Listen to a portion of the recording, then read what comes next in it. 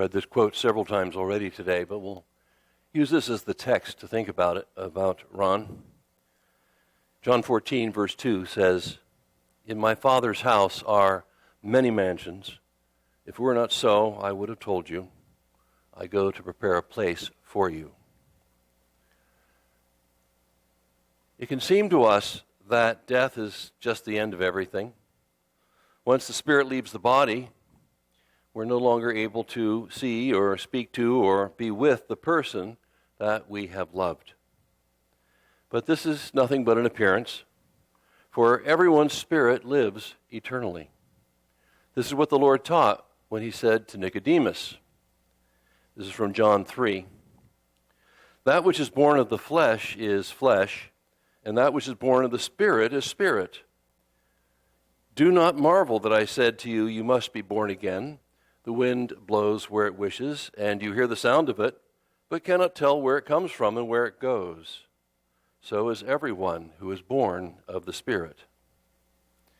In other words, the essential person is not the body which is born of flesh, but it's the mind which is born of spirit. We sometimes think that we are a body that has a soul, but the reality is that we are souls that live for a time in a body.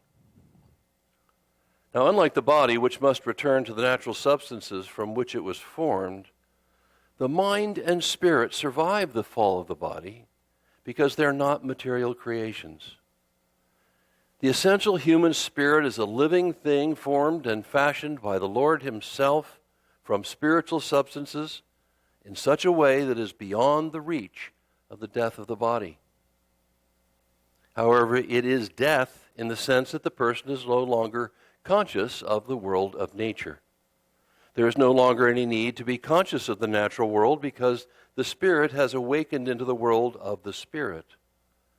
Once the earthly body is removed, the way is open for the spirit to awaken in a world of its own proper life and use. And this is a marvelous thing. And yet it is, in a sense, perfectly natural, for it is in the order of the Creator's own plan for all of us.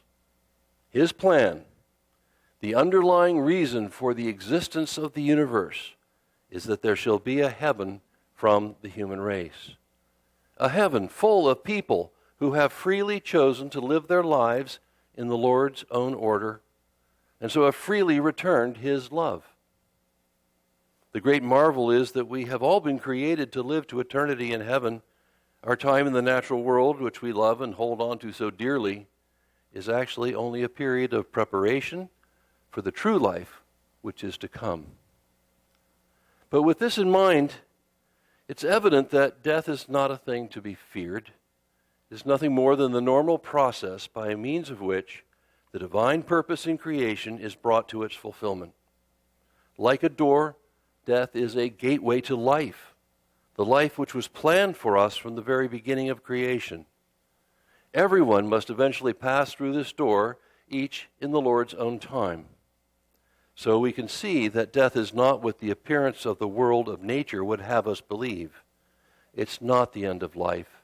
It is the beginning. Since we have all been created for the spiritual world, it must be true that the transition from earthly to spiritual life will involve no sudden changes, no rude awakenings in alien surroundings. The Lord has provided that the change be made so gently that the person himself may not even be conscious of it. The changes from natural to spiritual life all take place while the spirit sleeps. A new, healthy spiritual body is given, and the plane of consciousness shifts from the natural world to the spiritual world. When he awakens, all things appear to him as they appeared in this world. It's as if he has fallen asleep into a healing slumber and awakened again, refreshed. When we think of those who have left us, we must not think of them in the light of meaningless superstitions, but to think of them as we knew them here on earth, as living beings who enjoyed life, and everything that was part of that person on earth is with them in the life after death. His loves, his hopes, his sense of humor, his pleasures. Nothing about his essential character has changed. There he will live as he lived here, serving the neighbor in his daily activities, enjoying recreations of all kinds, living as he wants to live, except now with far greater freedom and far greater delight.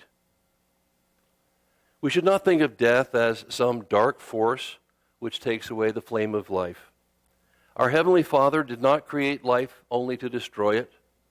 With infinite love which exceeds human understanding, he gently draws all people to himself, as he said in John, "And if I be lifted up from the earth, I will draw all men unto me."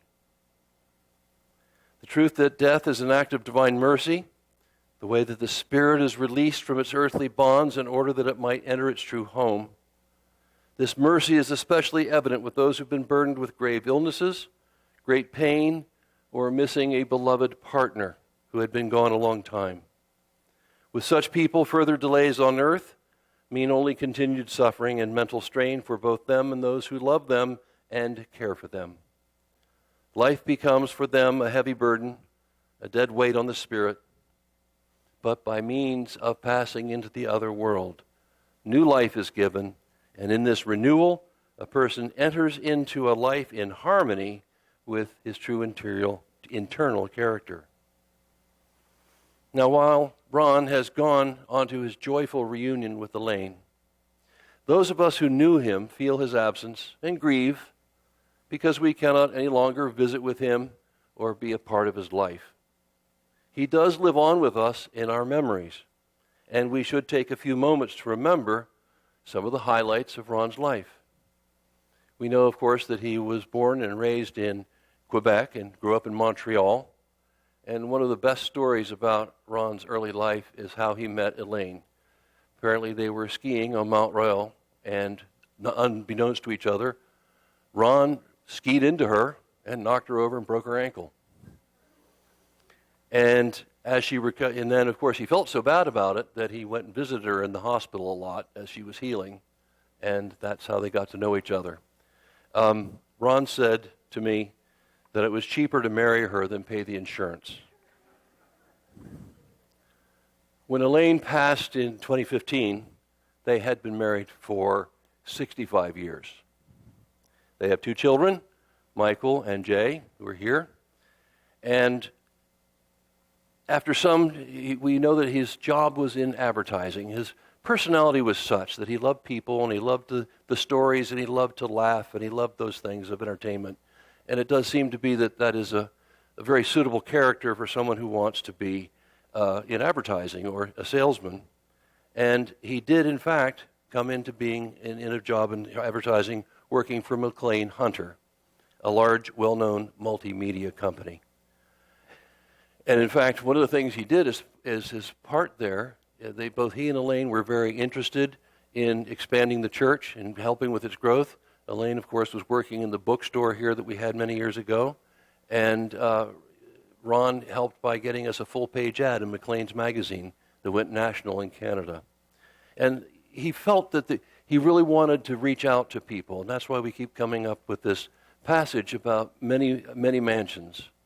He felt that there were many mansions. There were so many people who would be willing to come and that we could reach out to. And we don't all have to believe exactly the same thing, but we can have a common purpose. And there are so many people that could fit into that. And so he was always reaching out in that way.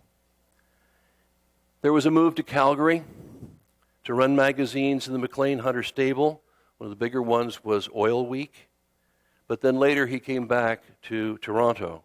They moved to Caledon, and while he was there, he was still working for McLean Hunter. He was supervising a portfolio of some 40 publications. He was a member of the country club near his home, loved to play golf, both for the fun and the business connections, and dinner afterwards. Mike told me that he scored, it was either 7 or 9 holes in one. Of course, not in the same round, but still, that's quite a few. That's hard to do. He loved sports. He hosted Super Bowl parties, lots of kinds of activities where he loved to have people around and have a good time. But as nice as that home in Caledon was, it was far away from friends and of course, far away from medical help too. So Ron and Elaine moved to what's near here, Humber Heights Retirement Home, where they lived out their days. As I said before, Ron was well suited to be a salesman. He was friendly, greeting everyone he meets with a smile and a joke. His delightful, gregarious personality and a sense of humor will be carried with him into the spiritual world, and I suspect he may need to learn a few new jokes.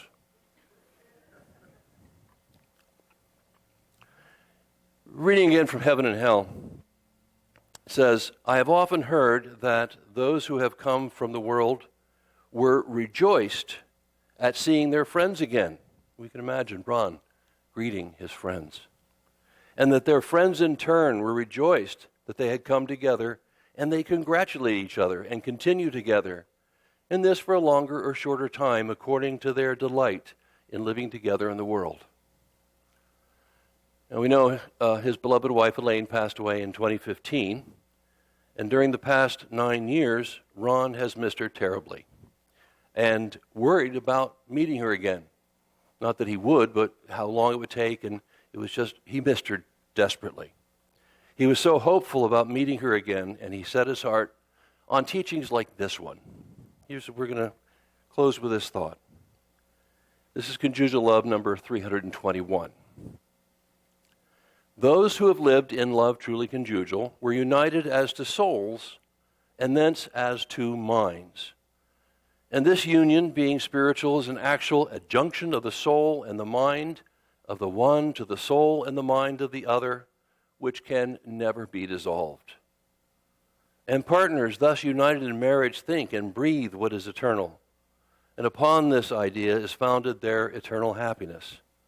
So they are no more two, but one person, that is, one flesh. Such a one cannot be rended by the death of either partner. These two are not separated by the death of one, since the spirit of the deceased partner dwells continually with the spirit of the one not yet deceased. And this until the death of the latter, when they meet again and reunite and love each other more tenderly than before, because they're now in the spiritual world. And let me just close with this comment from Ron. Two of the nurses who were with Ron at the end of his life in this world, as the end approached, reported to them, or reportedly told them, that they didn't need to worry because Elaine had come to pick me up. Amen.